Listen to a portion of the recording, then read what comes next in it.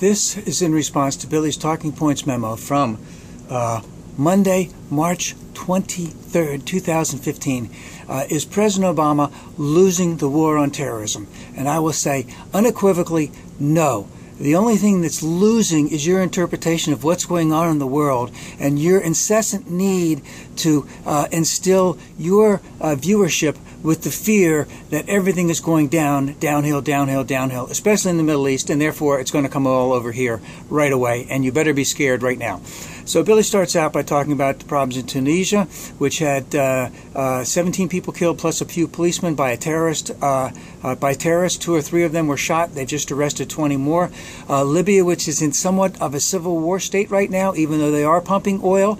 They have their competing factions, and Billy doesn't mention this at all. They have their competing factions that are over in Morocco, a couple countries over on the west coast of Africa. Those competing factions have been having very deliberate discussions on power sharing, on how they're going to set up a power structure for a couple weeks, if not a month or so.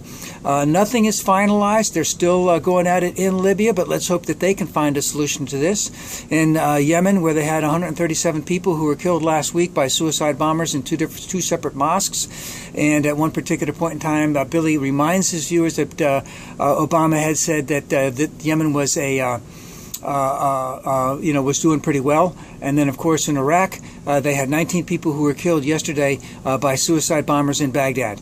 And, of course, Billy wants to point out again about how one time Obama called ISIL the JV.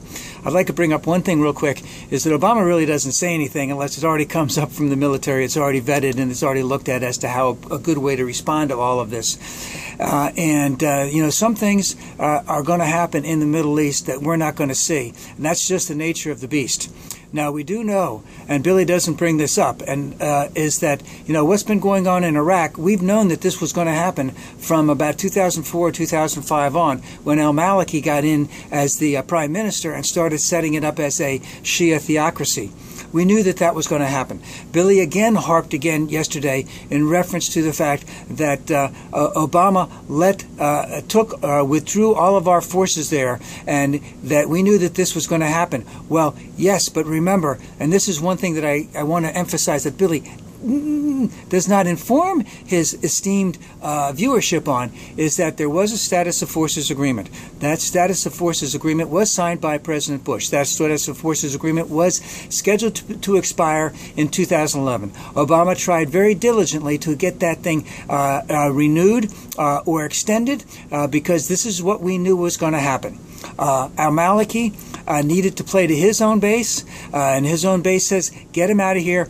We're the Shia. We're going to take care of ourselves here, and we're going to screw the Sunni. We're going to screw the Kurds and get these guys out of here so we can start doing it.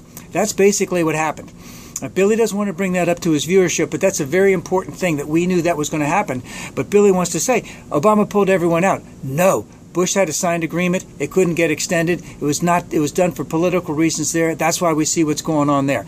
And, of course, the suicide bombing that is going on in Baghdad now is probably a retaliation by the Sunnis. So that's what's going on. So we have a lot of things that are going on out there, and Billy wants to say we're not winning. And I'd like to ask him, define winning.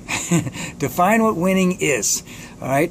Now, Billy wants to use this as a prelude, is the fact that everything is going bad over in the Middle East. Obama is a sucky leader. He blows, and everything's going bad, and he's going to have to give away everything so that he can cement his legacy by having a deal with Iran. And I'd like to point out again and again that, we are working on this deal with Iran, with England, with Great Britain, with England, with Germany, with France, with Russia, and with China. The deal is going to be made as to our interpretation as the best deal that we can get for us and with all of our partners. Now, I heard Bob Corker the other day, the Republican senator from Tennessee, indicating it seemed as if that we were moving closer and closer to the Iranian position. And that may be a little bit true, but at the same time, the Iranians are moving closer and closer to our position, because that is how you negotiate, and that is how you come to some type of an agreement.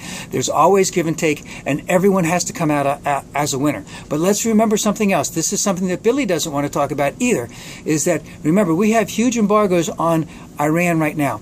They trade oil in, the world trades oil in dollars.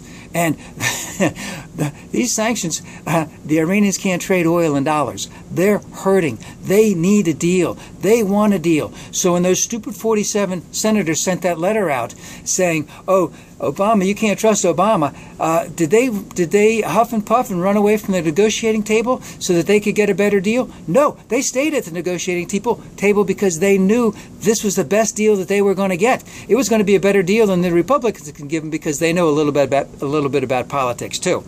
So Obama's not desperate. Obama's not desperate at all, and he's in a very good bargaining position.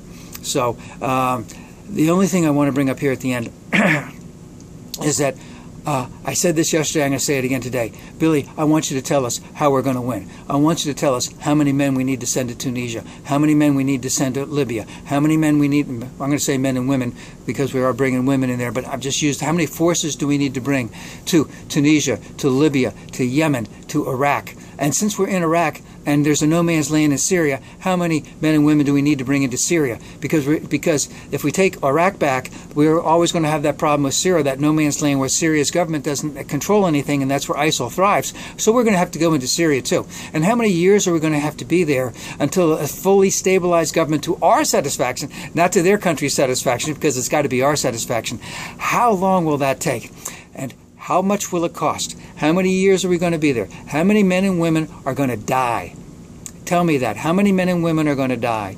And how long is it going to take? I think I said that already.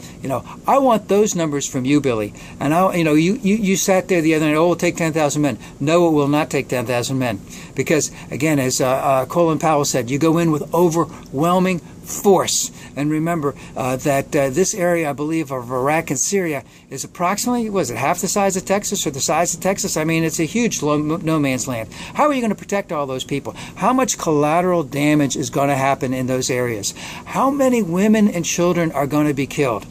And what type of government is going to come out of it all? And how can you be assured, meaning how many more as troops are going to have to stay behind to make sure that none of this stuff happens again? Because remember, ISIL really started out as Baathists, started out as Al-Qaeda in Mesopotamia, and then became ISIL because there was a vacuum in there in Syria. And started up, and they said, hey, there's a huge vacuum here in northern Iraq, because guess what? The Shia aren't really protecting these areas up here because it's mostly Sunni, so we're going to take the whole place over. So, Billy, I'd like all of that from you. I'd like it soon, because you're trashing Obama every single day, but I haven't seen anything on your part as to how you can make anything better and what your solution is. Tell me what you'd do if you were the president.